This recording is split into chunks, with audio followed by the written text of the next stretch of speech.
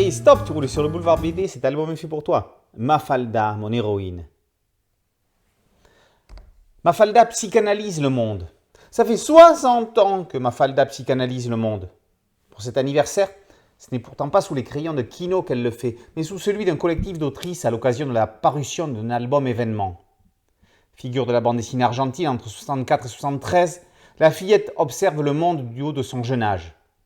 D'une nature plutôt pessimiste, elle oppose ses analyses critiques au capitalisme porté par son camarade Manolito ou encore, entre autres, à la soumission masculine vécue par Susanita.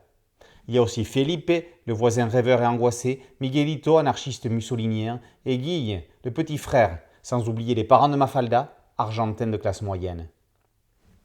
Après la couverture, signée Pénélope Bagieux, et une préface de Lucia Sanchez, réalisatrice du documentaire Mafalda revient, c'est Florence Dupré-Latour qui ouvre le bal. L'autrice se met en abîme aux côtés de la gamine. Elle lui apprend que l'Argentine, ce n'est toujours pas le paradis, mais que le monde a connu bien des avancées quand même. Maël Réa lui parle de l'époque d'aujourd'hui. Si les technologies ont évolué, pour le reste, Véro Caso et Maud Bégon projettent Mafalda en 2024, mettant en avant l'avancée de la condition féminine dans la société. Agathe de Lastic et Soledad Bravi démontrent que les grandes personnes ont encore bien des leçons à recevoir et qu'ils ne s'emparent pas des soi-disant progrès comme il faudrait. Marie Bardio-Vaillante et Gali envoient Mafalda régler les problèmes de ses camarades dans la rue. Elle va se rendre compte que le règlement des conflits est loin d'être chose aisée. Elle voudrait plus de justice. Ça fait partie de ses grandes espérances, comme le démontre aussi Anne Simon. Elle attend encore des évolutions de la société. Seront-elles suffisantes pour guérir le monde ? Émilie Gleason imagine un univers avec Mafalda et ses amis, sans adultes. Ils ont disparu. Cela signifie-t-il que la Terre est sauvée ? Le retour à la réalité risque d'être violent.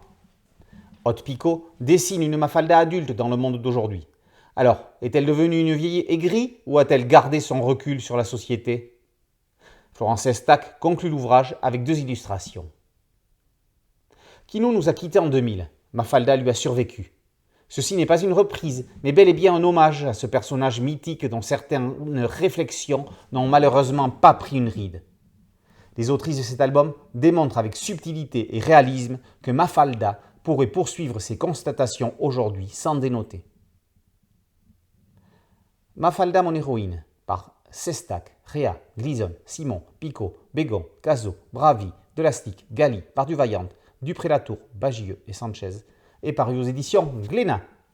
Boulevard BD, c'est un podcast audio et une chaîne YouTube. Merci de liker, de partager et de vous abonner. A très bientôt sur Boulevard BD. Ciao.